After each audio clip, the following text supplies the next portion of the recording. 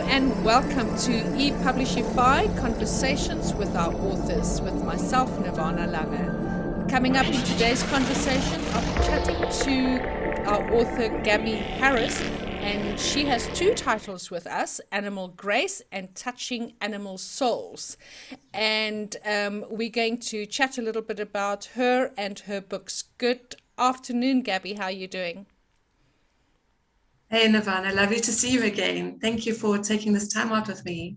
Yeah, absolutely. 10-year cycle of your first book launch, and here I am doing your interview. What a wonderful journey of meeting up again. Yes. Yeah. Okay, so we're going to start off with just finding out who is Gabby, how did your journey start? What brought you to the point of wanting to write about animal communication and touching animals? What were those events that kind of led up to it?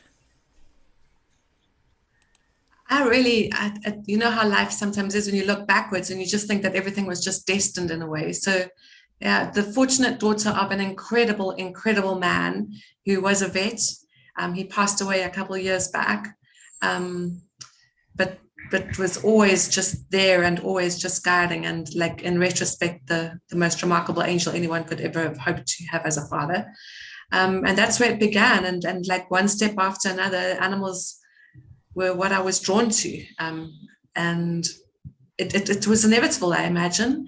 And and I think the more we learn about another, it could be a human, it could be a tree. In my case, it was an animal. The more we learn about ourselves. Mm. And there was a pivotal moment with Touching Animal Souls where I was actually in a self-development workshop, and all of a sudden recognized when I was already in the field of training animals and working with behavior management and enrichment. And they had an exercise where two people were trying to communicate without words. And all of a sudden I realized, but that's what I do every single day. I talk to animals. And I'd never kind of thought about it from the animal's point of view before. And that was like, oh my God, I'm so lost. I need to.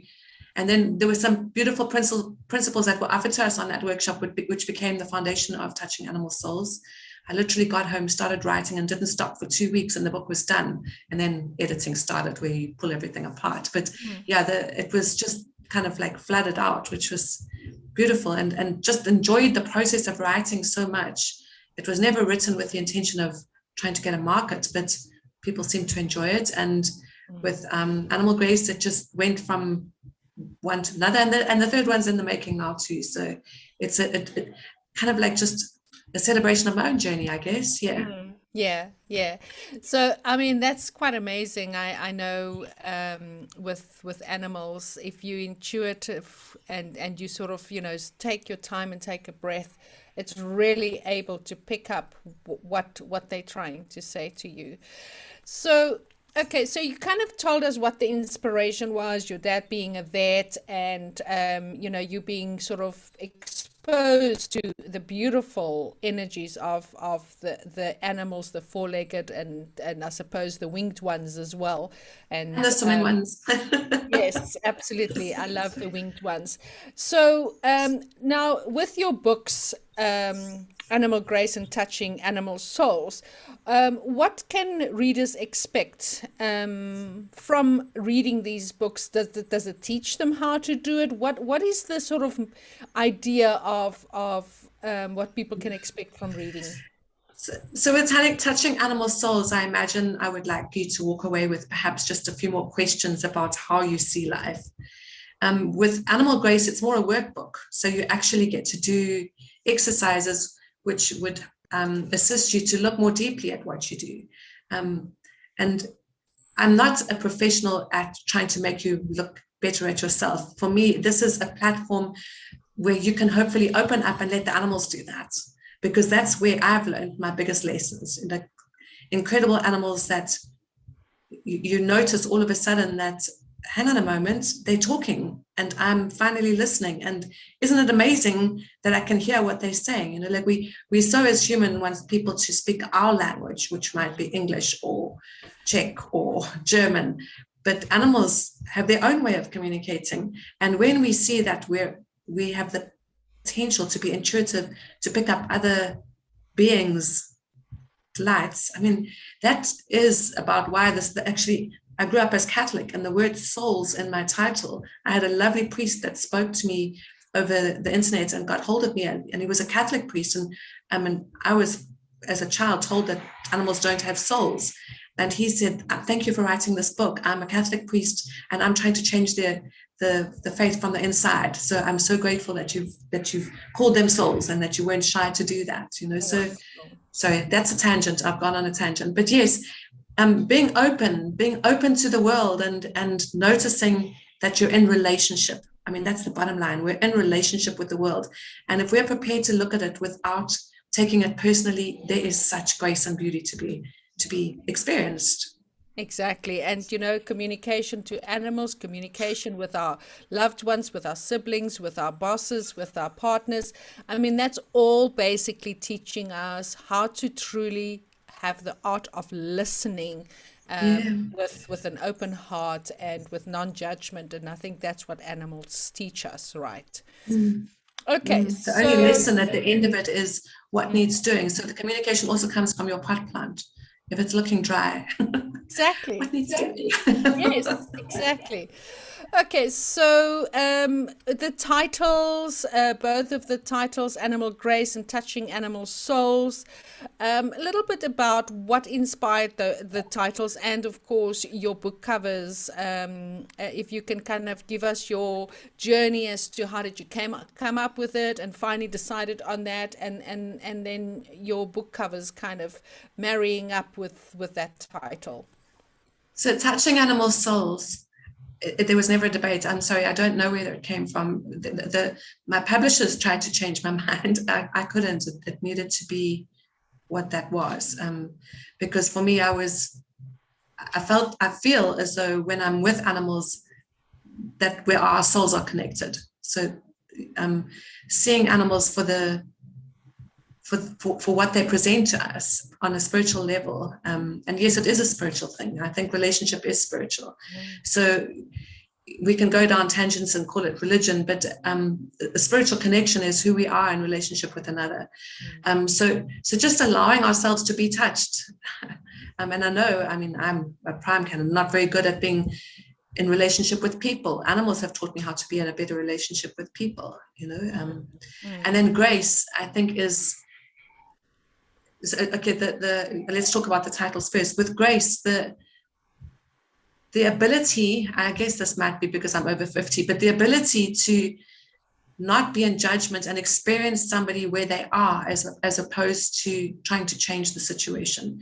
That's real grace. And in relationship with an animal, I don't want to, as a trainer of old, like when I started out, all I wanted to do was be remarkable and train amazing things and dance with dogs or dolphins or whatever the case may be and look good on stage. But then you are almost manipulating a situation for your own good. If you're able to relate for the good of the relationship, that's where essence and truth and soul connections really are. And that takes grace. So if an animal can mess me around in a training session or make me look stupid because they jump up on me when I've got a famous dog trainer joining me at my home for tea, and I can be okay with that, that's grace. That's where, like, I'm just meeting him where he is, or whether that's animal or person. Exactly. The covers, Touching Animal Soul, has a picture of a dolphin called Vugani on him on the front, where I'm relating with the dolphin. My son is named after that dolphin.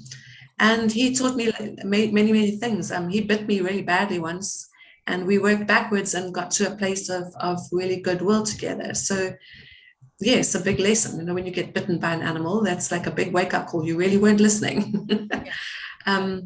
He's just a blessing to have known. And then the 3 horses on the cover of Animal Grace are 3 horses that I have at home. They're sitting in the picture's taken right in the front garden, and they're trashing the garden. Yeah, be grace. Build a fence or handle this. Okay, so you were sort of hinting on there's another book coming. So share a little bit about your next project, what it is, when can we expect it? So it's such a curious journey that I've been on. For the viewers that don't know, I do work with dolphins in captivity, and I'm not afraid to share that. That is one of my things with fish and seals and penguins. And for me, that is, in the world as it is today, such an important place to be, because our oceans are in hectic trouble. And we're in a position almost where in facilities like I work in, we have to create an assurance population. One of my portfolios at work is maintaining animal welfare, good animal welfare. And it is the most exciting time to be alive in this industry, because, for example, this morning in my inbox, there was an email about people who have done research on stingrays in Germany, where they have worked out that rays know how to count. Now, it was only maybe 5 years ago that in France, they said that dogs are sentient beings. 5 years ago, like human beings have taken that long to work it out. Yeah. Every single being is a sentient being and deserves respect and care. And one of the things that is paramount in all of this is behavior management. So we have dogs at home, but are you truly looking after their well-being? So here's a really silly question. Does your dog wag his tail? And everyone's going to go, yes, he loves me, wags his tail. Wagging tails is not necessarily a sign of good animal welfare. In fact, it can be a sign of aggression. So we're learning all of this stuff all the time. And it's time for us to look at how we respect the animals in our lives. So one final tangent is, when we're training animals, for example, do we ask their permission? Do we say to them, do you want to do this? What is your next book then that you are doing? Is it the next book is about animal behavior and its impact on animal welfare. Wonderful. So, for example, asking permission to train.